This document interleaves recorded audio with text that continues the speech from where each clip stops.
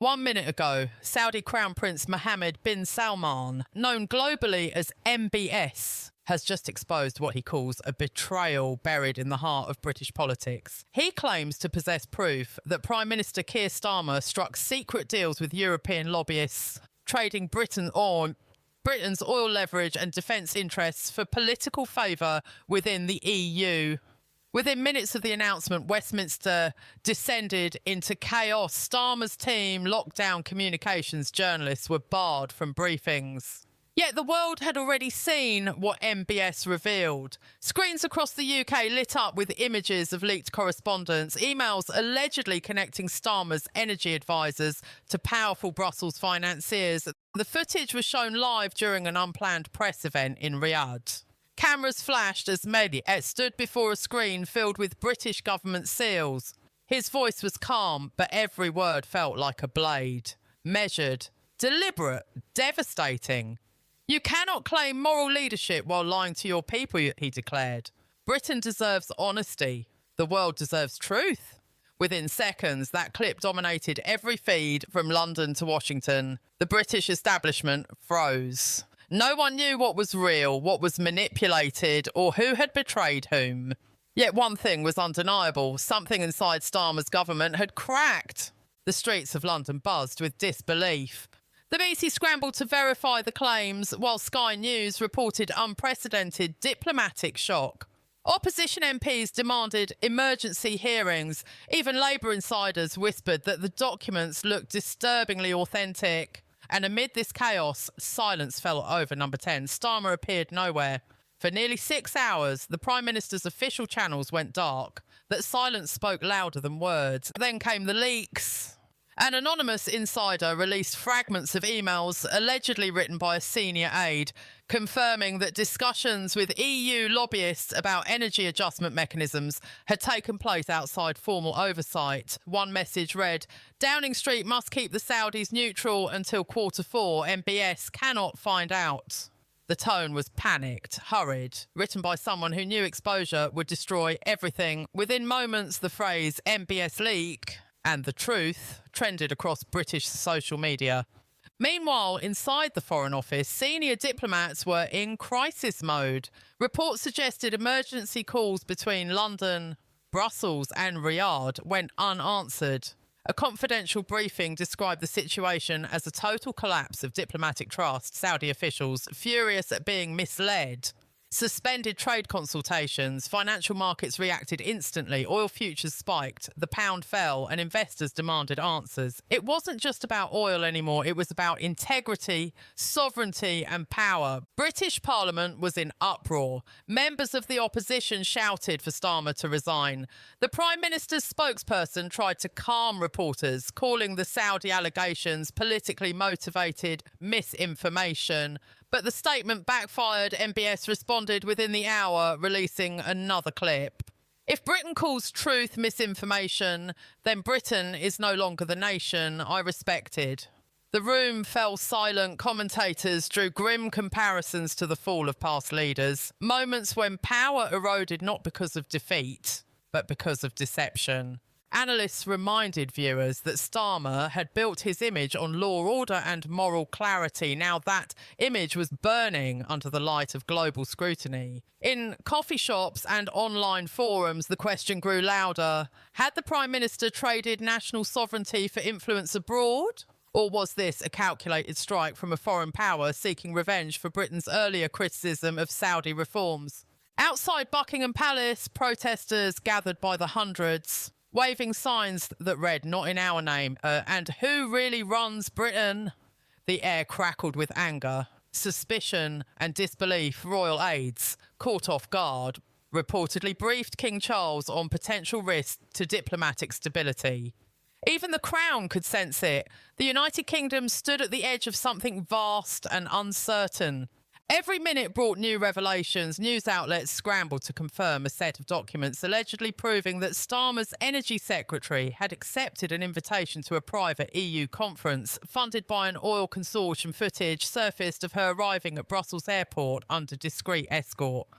Analysts on GB News called it the most dangerous political exposure since the Iraq dossier. Others feared it might be worse because this time the accusation wasn't war or ideology, but corruption wrapped in hypocrisy. And still, Starmer remained silent. That silence became its own scandal. Journalists described it as the vacuum of leadership. Members of his cabinet began to distance themselves publicly. Chancellor Rachel Reeves reportedly refused to attend a scheduled Downing Street meeting, citing serious concerns about transparency.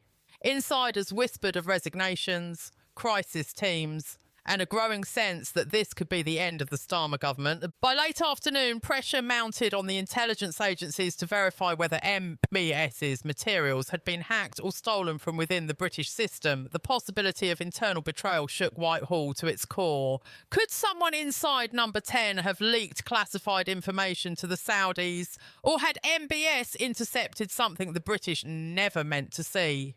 Every angle of this story led to darker questions. Did Starmer knowingly deceive his allies? Was this part of a broader EU agenda? Or had Saudi Arabia orchestrated the perfect political trap to reclaim leverage over the UK? And if so, what happens next when the world's most powerful oil producer turns its fury toward Britain's fragile leadership? As night descended over a shaken Westminster and a silent Downing Street, one question echoed across the nation. What secret was MBS truly exposing, and how deep did this betrayal go? Britain was no longer debating whether the story was true. It was watching it explode in real time. The Saudi leak had shifted from suspicion to certainty. Newsrooms from The Times to Al Jazeera released parallel reports verifying fragments of the emails. The pattern matched, the tone matched, and so did the signature. It was Starmer's own Foreign Policy Office. There was no longer room for denial inside Downing Street. Aides whispered that panic had turned to fury. Starmer reportedly slammed a folder onto the table and demanded to know who talked. Security officials began confiscating staff phones. A communications lockdown was ordered across departments. The smell of fear filled the air. The quiet dread that only comes when power feels itself slipping away. Meanwhile, in Riyadh, MBS delivered another blow. A second press release appeared online, timed precisely with the BBC's evening broadcast. It revealed excerpts from confidential trade memos describing how Starmer's ministers allegedly discussed temporary compliance adjustments to EU oil tariffs, effectively granting European buyers discounts that undercut Saudi exports. In plain terms, the British government had been playing both sides, publicly courting Gulf allies while secretly bolstering European deals behind closed doors. When that story broke, the impact was instant. The pound fell further. The markets bled. The business elite, once Starmer's quiet supporters, began to whisper that the grown-up in the room was no longer in control. MBS's timing was surgical. Each leak seemed designed not only to expose but to humiliate. It wasn't just about policy anymore, it was about dominance. The message from Riyadh was clear: you do not deceive the kingdom and walk away unscathed. And yet, the real shock came from within. At 9 p.m, a senior Labour MP, one of Starmer's earliest allies, resigned live on air. His voice trembled as he read his statement. I cannot, in good conscience, serve a government that has deceived both Parliament and our allies. The resignation sent shockwaves through the Labour benches. Journalists described it as the beginning of the end. Within an hour, 2 more MPs followed, then a fourth, then the Chancellor herself. Rachel Reeves vanished from public view. Her office lights remained on late into the night, but no one answered the door.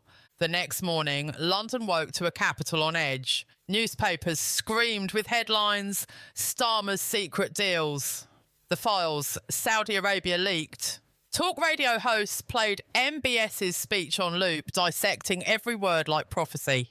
Across social media, a new question dominated the feeds. Was Britain still sovereign, or had it become a pawn of foreign power?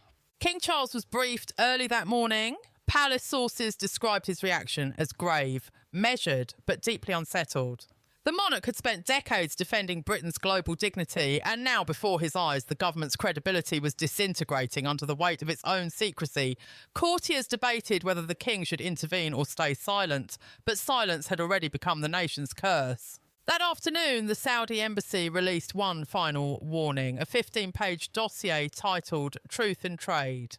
the real face of Britain's energy politics. It alleged that Starmer's team had manipulated energy policies to favour EU investors in exchange for quiet financial backing during his leadership campaign. The evidence was unverified, but the damage was absolute. Trust, once broken, does not heal. For the British public, it was more than scandal. It was betrayal. People who once saw Starmer as the voice of law and fairness now watched him drown in the same corruption. He had promised to clean commentators, compared it to a Shakespearean tragedy, a leader undone not by enemies but by ambition. He wanted to be Europe's statesman, one analyst said, and in doing so, he forgot how to be Britain's Prime Minister.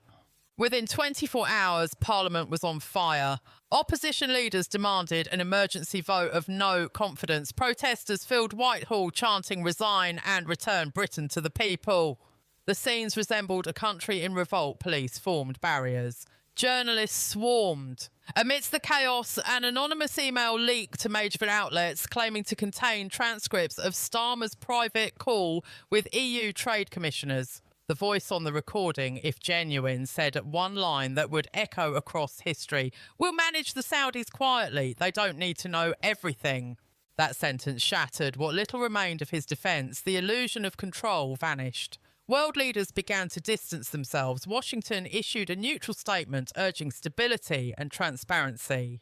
The European Commission refused to comment, and in Riyadh, MBS smiled during a televised interview and simply said, "When Britain remembers honour, we will talk again." It was the sentence that cut through every excuse, every spin, every defence. Inside number 10, aides described a Prime Minister haunted by silence. For hours he sat behind closed doors, staring at the same documents that had once promised power. Now they were his undoing. Ministers argued in the corridors. Phones rang endlessly. Outside, cameras waited for a man who no longer looked like a leader, but like a shadow of one. And then something extraordinary happened. Late that night, the security gates of Downing Street opened. A motorcade of black cars entered, escorted by police. At its centre was not a foreign dignitary, but a royal envoy. Reports spread that King Charles had sent a private advisor to speak with Starmer in person. What was said inside that room remains a mystery, but insiders say the Prime Minister emerged pale, shaken and silent. He walked past the press without a word. No denial, no explanation, just the weight of a scandal too large to escape. The nation watched. The world waited. And as midnight drew near, the question no one dared to ask began to echo louder. Was this the end of Starmer's premiership, or the beginning of something even darker? If MBS had more evidence waiting to be released, what final truth could destroy the last piece of Britain's political illusion?